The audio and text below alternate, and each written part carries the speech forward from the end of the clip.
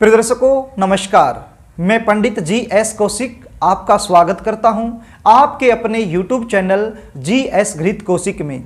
आज मैं आपको बताने वाला हूं, आप अपने घर बैठे बैठे ही अपनी जन्म पत्रिका को देखकर किस प्रकार से अपनी आजीविका का चुनाव कर सकते हैं, अर्थात कैसे जान पाएंगे कि आपको किन चीजों से संबंधित व्यापार करना चाहिए ताकि आपको अच्छी खासी उसमें सफलता मिल सके।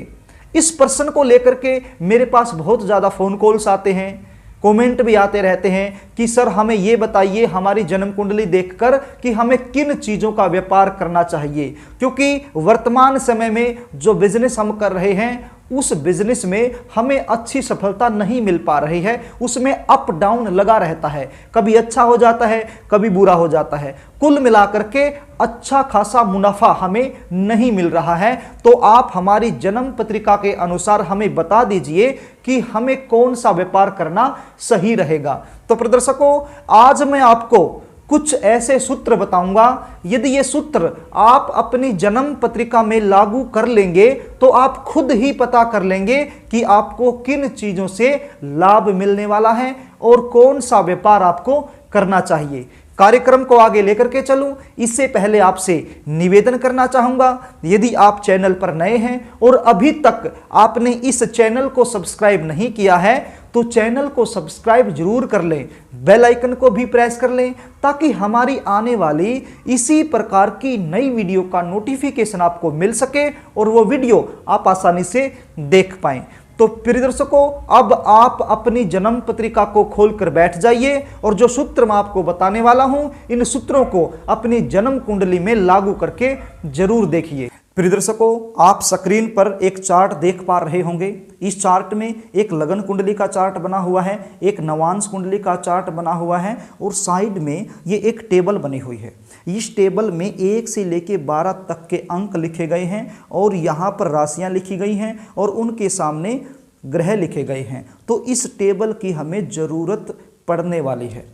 जब हम किसी भी जन्म कुंडली का विश्लेषण करते हैं तो 3 चीज़ों को ध्यान में रखा जाता है, लगन कुंडली, सूर्य कुंडली और चंद्र कुंडली। जो लगन कुंडली होती है वो जातक खुद होता है, यानी कि उसका शरीर होता है, उसका व्यक्तित्व होता है, और जो सूर्य कुंडली होती है वो उसकी आत्मा होती है, और जो चंद्र कुंडली होती है वो उसका मन होता है। तो इन 3 चीज़ों को हमें ध्यान में रखना होता है। जब हम अपनी आजीविका का चुनाव करते हैं उस समय भी हमें इन तीनों को ही ध्यान में रखना होता है।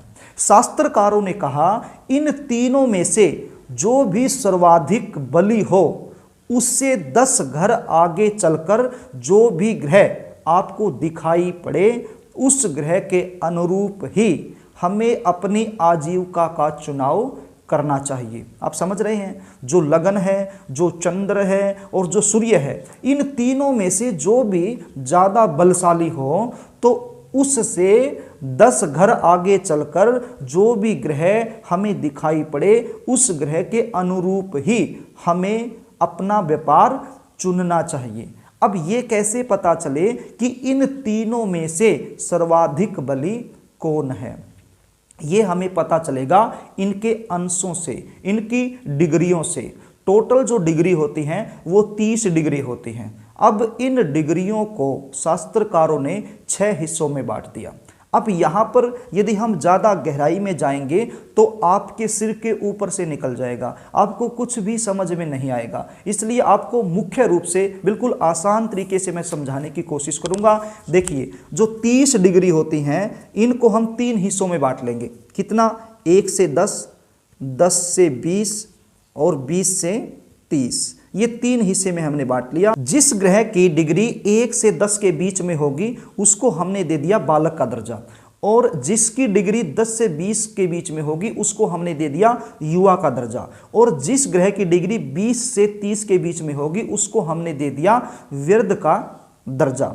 अब सीधी सी बात है, मान लीजिए 1 से आगे 10 तक हम बढ़ते जाएंगे तो ये ताकत इसमें बढ़ती जाएगी, यानी कि 1 से 20 तक जैसे जैसे हम आगे जाएंगे तो ग्रह की ताकत बढ़ती जाएगी, और जैसे ही 20 क्रॉस हो जाएगा और 20 से 30 की तरफ हम बढ़ेंगे तो ऐसे वैसे ग्रह की ताकत कम होती जाएगी।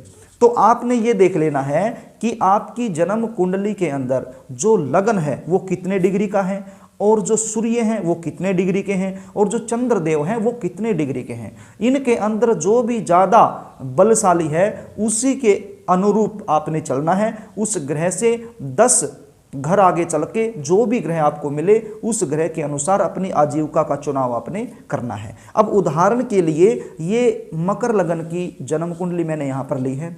अब वैसे इस कुंडली के अंदर देखा जाए तो सूर्य सबसे ज़्यादा बली हैं। क्यों? क्योंकि जो लगन है वो 7 डिग्री पर बैठे हैं, जो चंद्रमा है वो 5 डिग्री पर बैठे हैं, लेकिन सूर्य 15 डिग्री पर बैठे हुए हैं, तो सूर्य ज़्यादा बलशाली हुए।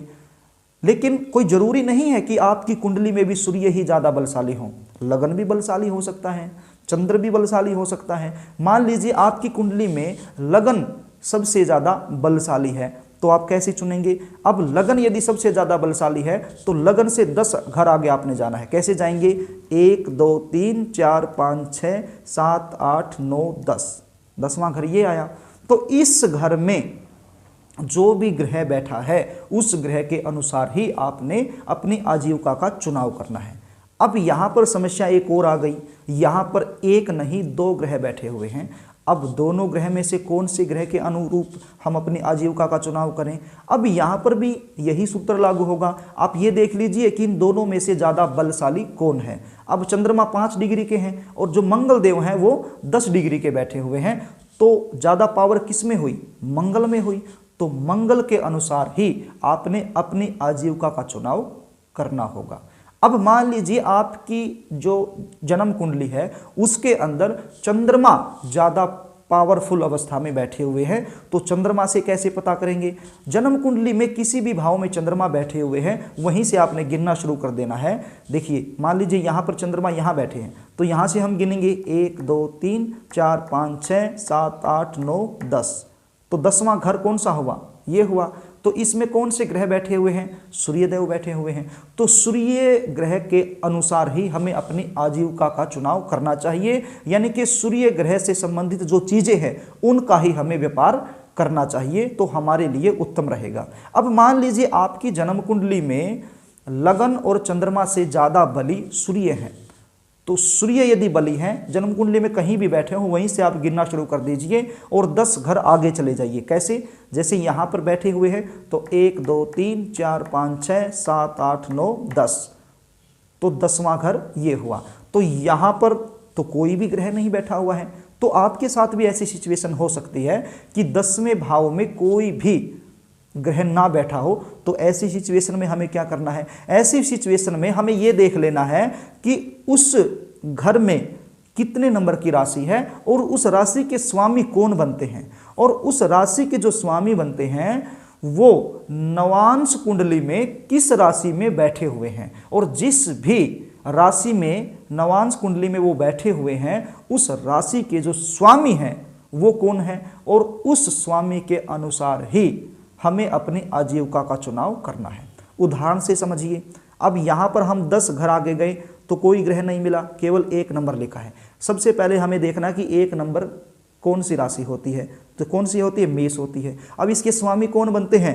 मंगल देव बनते हैं। अब हमें ये देखना है कि मंगल देव जो नवांश कुंडली है उसमें कौन सी राशि में बैठे हुए हैं, तो ये है नवांश कुंडली। जो आपकी जन्म कुंडली है उसी के अंदर नवांश कुंडली भी बनी होती है, वहां से आपको आसानी से पता चल जाएगा। और ये जो डिग्रियां हैं ये भी आपकी जन्म कुंडली में भी दी होती हैं, सभी के सभी प्रत्येक ग्रह की जो डिग्री है और लगन की जो डिग्री है वो सब आपको अपनी जन्म कुंडली में मिल जाएंगी, वहां से आप आसानी से देख लेना। तो हम बात कर रहे थे कि नवांश कुंडली में मंगल कौन सी राशि में बैठे हैं? 7 नंबर की राशि में। अब 7 नंबर की राशि कौन सी है? आप यहां से देख लीजिए, तुला राशि है, और तुला राशि के स्वामी कौन बनते हैं? शुक्रदेव बनते हैं। तो फिर हमें शुक्र ग्रह के अनुसार ही अपनी आजीविका का चुनाव करना पड़ेगा। तो इस प्रकार से आप देख लेना कि कौन से ग्रह से संबंधित आपने व्यापार करना है, कौन से ग्रह के अनुसार अपनी आजीविका का चुनाव आपने करना है। अब मैं आपको ये बता देता हूं कि कौन सा ग्रह कौन सी चीज़ों को दर्शाता है। यानी कि मान लीजिए 10 घर आगे जाकर के सूर्यदेव आते हैं, तो सूर्यदेव यदि आते हैं तो आपको किन चीज़ों का व्यापार करना चाहिए, कौन सा व्यापार करना सही रहेगा, उनके बारे में आपको बता देता हूं। यदि सूर्य आते हैं तो देखिए सूर्य राजा हैं और सरकारी नौकरी का विचार भी विशेष रूप से सूर्य से किया जाता है, या फिर सरकार से मिलने वाला जो भी लाभ होता है वो सूर्य से ही हमें मिलता है। यदि सूर्य कुंडली में अच्छी अवस्था में बैठे हुए हैं तो सरकार से कोई न कोई लाभ हमें जरूर मिलता है। तो सरकारी क्षेत्रों का विचार हमें सूर्य से करना चाहिए। ऊनी वस्त्र, जो ऊनी वस्त्र होते हैं विशेष रूप से जो सर्दियों में पहने जाते हैं, उन वस्त्रों का व्यापार हम कर सकते हैं। क्रय विक्रय का हम काम कर सकते हैं, कोई चीज़ खरीदना उसको फिर बेच देना, इस प्रकार का हम काम कर सकते हैं। सोने का व्यापार हम कर सकते हैं, हम दवाइयों का काम कर सकते हैं, मेडिकल हॉल हम बना सकते हैं, दवाइयाँ बेच सकते हैं, हम राजनीतिक में जा सकते हैं, कोई ऐसा काम जो हमारे पिताजी करते आ रहे हैं वो काम भी हम कर सकते हैं, उससे भी हमें अच्छा खासा लाभ मिल सकता है। अब धर्मगुरु भी आप बन सकते हैं, आप बहुत बड़े ठेकेदार भी बन सकते हैं, और ठेकेदार भी ऐसे ठेके जो सरकार के होते हैं, यानी सरकारी ठेके लेकर के आप सरकार से अच्छा खासा लाभ प्राप्त कर सकते हैं। आप एक डॉक्टर बन सकते हैं, विशेष रूप से आंखों के डॉक्टर बन सकते हैं, क्योंकि सूर्य से आंखों का विचार किया जाता है, तो आंखों के डॉक्टर भी आप बन सकते हैं। अब बात करते हैं चंद्रमा से, तो चंद्रमा से किन चीज़ों का विचार किया जाता है। चंद्रमा से जलीय पदार्थों का विचार किया जाता है। तो जलीय पदार्थ जो भी है, जैसे दूध है, जल है, इनका व्यापार आप कर सकते हैं, बिजनेस आप कर सकते हैं। आप दूध से बनी चीज़ों का व्यापार कर सकते हैं, आप सफ़ेद चीज़ों का व्यापार कर सकते हैं, आप स्टेशनरी का, कॉपी किताब का व्यापार आप कर सकते हैं, आप खेती बाड़ी का काम कर सकते हैं, आप डेयरी बना सकते हैं, गाय भैंस पाल करके आप डेयरी बना सकते हैं, दूध का काम आप कर सकते हैं, आप चांदी का काम कर सकते हैं, आप सुगंधित वस्तुओं का काम कर सकते हैं, आप एक कलाकार बन सकते हैं, मानसिक श्रम जिसमें ज़्यादा होता है आप वो काम भी कर सकते हैं। अब बात करते हैं मंगल की, तो मंगल से किन चीज़ों का विचार किया जाता है। आप किसी भी धातु का व्यापार कर सकते हैं, आप तांबे का, लोहे का, पीतल का, इन धातुओं का व्यापार आप कर सकते हैं, अच्छा खासा लाभ आपको मिलेगा। आप जैसे ये एलसीडी होती हैं, डीवीडी होती हैं, टेलीविज़न होता है, इनके जो पुर्जे होते हैं छोटे छोटे, उनका आप काम कर सकते हैं। बिजली के सामान का आप काम कर सकते हैं, इलेक्ट्रॉनिक्स का आप काम कर सकते हैं, कंप्यूटर संबंधित आप काम कर सकते हैं। जैसे कंप्यूटर में हार्डवेयर का जो काम होता है, कोई भी कल पुर्जा जो होता है उसका आप काम कर सकते हैं। आप सेना में भर्ती हो सकते हैं, मिलिट्री में आप भर्ती हो सकते हैं। बेल्ट संबंधित जो भी नौकरियां हैं उनका विचार भी मंगल से किया जाता है। भूमि का विचार मंगल से किया जाता है। आप प्रॉपर्टी डीलर बन सकते हैं, आप भूमि खरीद सकते हैं, अच्छा खासा मुनाफा लेकर के उसको बेच सकते हैं, आप एक अच्छे इंजीनियर बन सकते हैं। तो इन चीज़ों का विचार मंगल से किया जाता है। अब बात करते हैं बुध ग्रह की, तो बुध ग्रह से किन चीज़ों का विचार किया जाता है। अकाउंट का विचार बुध ग्रह से किया जाता है, कॉमर्स का विचार बुध ग्रह से किया जाता है, लेखा जोखा, खाते बही, बैंकिंग का काम बुध ग्रह से किया जाता है। आप किसी बैंक में अच्छे उच्च पद पर स्थापित हो सकते हैं, आप किसी बैंक में मैनेजर हो सकते हैं, आप खाते बही का काम कर सकते हैं, आप एक अच्छे अध्यापक हो सकते हैं, आप एक अच्छे ज्योतिषी बन सकते हैं। कपड़े का व्यापार आप कर सकते हैं, कपड़े का व्यापार बहुत अच्छा रहता है। और स्टेशनरी का व्यापार आप कर सकते हैं। भाषण देने की कला आपके अंदर ज़बरदस्त पाई जा सकती है। आप लाखों लोगों को अपनी वाणी के बल पर अपनी तरफ आकर्षित कर सकते हैं। आप एक अच्छे सलाहकार बन सकते हैं, आप एक अच्छे वकील भी बन सकते हैं, आप एक अच्छे गणितज्ञ भी बन सकते हैं, क्योंकि वाणी का प्रयोग जिन क्षेत्रों में होता है वो काम आप कर सकते हैं, अच्छा खासा लाभ आपको मिल सकता है। अब बात करते हैं देवगुरु बृहस्पति की, तो गुरु से किन चीज़ों का विचार किया जाता है। आप धार्मिक गुरु बन सकते हैं, मतलब धर्म गुरु बन सकते हैं, आप उपदेशक बन सकते हैं, उपदेश देने वाले बन सकते हैं, आप एक अच्छे टीचर बन सकते हैं, आप एक लेक्चरर बन सकते हैं, अच्छे लेबर की नौकरी आपको मिल सकती है, आप एक न्यायाधीश बन सकते हैं, आप एक जज बन सकते हैं, आप राजनीति में जा सकते हैं, आप एक अच्छे ज्योतिषी बन सकते हैं, एक अच्छे सलाहकार बन सकते हैं, आप वस्त्रों का व्यापार भी कर सकते हैं, आप कथावाचक भी बन सकते हैं। अब बात करते हैं शुक्र ग्रह की। तो शुक्र ग्रह से किन चीज़ों का विचार किया जा सकता है? आप रेडीमेड वस्त्र का वस्त्र का व्यापार कर सकते हैं। जो भी सिले हुए कपड़े होते हैं, रेडीमेड जो कपड़े होते हैं, उनका व्यापार यदि आप करते हैं तो अच्छा खासा लाभ आपको मिलेगा। आप चित्रकारी का काम कर सकते हैं, आप अभिनय का काम कर सकते हैं, आप एक्टिंग कर सकते हैं, आप सिनेमा से संबंधित काम कर सकते हैं, आप एक अच्छे सिंगर बन सकते हैं, आप नृत्य कर सकते हैं, एक अच्छे डांसर आप बन सकते हैं। आप सौंदर्य का विचार आप शुक्र से कर सकते हैं। जो भी सुंदरता से संबंधित चीज़ें होती हैं, मतलब जो लेडीज़ का सामान होता है, श्रृंगार की जो चीज़ें होती हैं, उन चीज़ों का व्यापार भी आप कर सकते हैं, अच्छा खासा लाभ आपको मिलेगा। सफ़ेद चीज़ों का व्यापार आप कर सकते हैं, दूध से बनी मिठाई का व्यापार आप कर सकते हैं, आप होटल खोल सकते हैं, आप फैशन डिजाइनिंग का काम कर सकते हैं, आप फर्नीचर का काम कर सकते हैं, आप आभूषणों का काम भी कर सकते हैं। अब बात करते हैं शनि की। तो शनि ग्रह से किन चीज़ों का विचार किया जाता है? शनि ग्रह से विशेष रूप से नौकरी का विचार किया जाता है। आप नौकरी कर सकते हैं किसी भी प्राइवेट कंपनी में, कोई लिमिटेड कंपनी है उसके अंदर आप एक अच्छी खासी जॉब प्राप्त कर सकते हैं। बिल्डिंग मटेरियल का जो सामान होता है उसका व्यापार आप कर सकते हैं। आप लोहे का काम कर सकते हैं, आप सरिये का काम कर सकते हैं, आप सीमेंट का काम कर सकते हैं, आप रोड़ी क्रेशर का काम कर सकते हैं, आप एक सिपाही बन सकते हैं। तेल संबंधित जो भी काम होता है, कोई भी तेल हो, उस संबंधित व्यापार भी आप कर सकते हैं। आप पेट्रोल पंप का काम कर सकते हैं, पेट्रोल पंप लगा सकते हैं। आप चमड़े का काम कर सकते हैं, आप शेयर बाजार का काम भी कर सकते हैं। जिन कामों में बहुत ज़्यादा मेहनत लगती है वो काम भी आप कर सकते हैं। आप गाड़ियों को खरीदना फिर उनको बेच देना, ये काम भी आप कर सकते हैं। आप शराब संबंधित क्षेत्रों में भी काम कर सकते हैं। आप कोयले का व्यापार कर सकते हैं, लोहे संबंधित विशेष रूप से आप काम कर सकते हैं, तो आपको अच्छा खासा लाभ मिलेगा। अब बात करते हैं राहु ग्रह की। तो यदि राहु ग्रह से किन चीज़ों का विचार किया जाता है? आप एक अच्छे कैमरामैन बन सकते हैं, यानी कि फोटोग्राफी का विचार भी राहु से किया जाता है। आप राजनीति में जा सकते हैं, क्योंकि राजनीति में बहुत सारी कई बार क्या होता है, बहुत ज़्यादा झूठ भी बोलनी पड़ती हैं, तो इसलिए आप राजनीति में भी जा सकते हैं। आप सिनेमा घर में भी काम कर सकते हैं, आप सिनेमा खोल सकते हैं, सिनेमा हॉल खोल सकते हैं। आप जुआ, सट्टा, लॉटरी, शेयर बाजार से भी अच्छा खासा लाभ प्राप्त कर सकते हैं। आप शीशे का व्यापार कर सकते हैं। आप जहरीली दवाइयाँ जैसे कीटनाशक होते हैं उनका व्यापार आप कर सकते हैं। आप नशीली चीज़ों का व्यापार कर सकते हैं, यानी नशीले पदार्थों का व्यापार कर सकते हैं। आप एक अच्छे सफाई कर्मचारी भी हो सकते हैं। अब बात करते हैं केतु ग्रह का। तो केतु ग्रह से किन चीज़ों के व्यापार किया जाता है? आप वही मैंने बताया, जहरीली दवाइयाँ, कीटनाशक, इनका व्यापार आप कर सकते हैं। जैसे ये ऑल आउट, गुड नाइट ये होते हैं, या फिर खेतों में जो किसान अपनी फसलों में डालता है उन दवाइयों का आप व्यापार कर सकते हैं। आप एक डॉक्टर हो सकते हैं, और डॉक्टर भी विशेष रूप से ऑपरेशन करने वाले, यानी कि एक सर्जन हो सकते हैं। आप एक मैकेनिकल हो सकते हैं, आप मंत्रों के ज्ञाता हो सकते हैं, तांत्रिक विद्या के जानकार आप हो सकते हैं, गुप्त विद्या के जानकार आप हो सकते हैं, और बिजली के सामान का भी व्यापार आप कर सकते हैं। तो इन चीज़ों का देखिए, केतु यदि बलवान है आपकी कुंडली में तो आप स्पोर्ट में भी जा सकते हैं, क्योंकि मंगल और केतु का जो स्वभाव होता है, जो रिजल्ट होता है, लगभग सेम ही होता है। अब मंगल से हम स्पोर्ट का भी विचार करते हैं, अच्छे खिलाड़ी बन सकते हैं, तो केतु यदि अच्छा है तो भी हम एक अच्छे खिलाड़ी भी बन सकते हैं। तो इस प्रकार से आप अपनी जन्म पत्रिका में देख लीजिए कि लगन में ज़्यादा बल है,